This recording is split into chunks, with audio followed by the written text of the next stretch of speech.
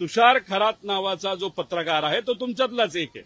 ठीक आहे, तुमच्यातले काही जण मोठ्या चॅनलचे असतील, त्यांचा एक छोटासा चॅनल आहे, पण पत्रकार हा पत्रकार असतो. अशा पत्रकाराने गेल्या 1 वर्षभरात, 2 वर्षात, 5 वर्षामध्ये एका नेत्याच्या विरोधात नाहीतर राजकीय व्यक्तीच्या विरोधात आवाज उठवला. त्याच्यामध्ये महिलेचा आवाज बनून तिथं त्यांनी आवाज उठवला असेल. तसंच कोरोनाच्या काळामध्ये बोगस बिले वसूल करण्याचं प्रकरण हे पुढे आणलं.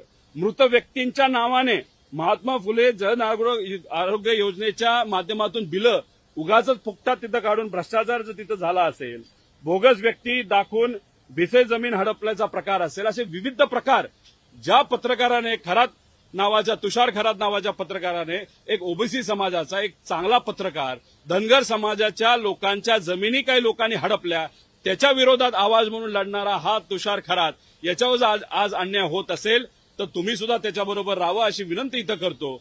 अनेक खोटे गुन्हे त्याच्या विरोधात होण्याची शक्यता आहे. काल सुद्धा एक गुन्हा झाला की मंत्र्याच्या विरोधात त्यांनी तिथं आवाज उठवला.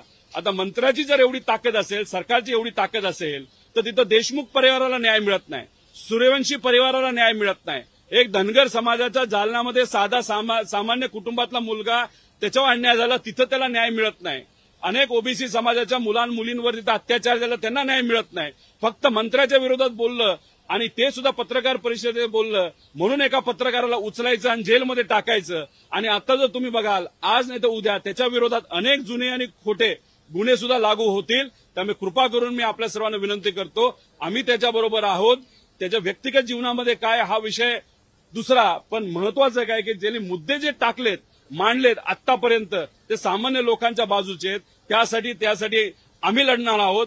त्याला लागणारं जे काही वकील असतील, जी कुठली मदत असेल ती नक्कीच त्याला त्या विषयाच्या बाबतीत लोकांच्या बाजूने लढण्याच्या कारणांमुळे आम्ही तिथं देणार आहोत. पण तुम्ही मीडिया म्हणून सुद्धा त्या पत्रकाराच्या पाठीमागे राहावं अशी विनंती या ठिकाणी मी मनापासून तिथं करतो. धन्यवाद.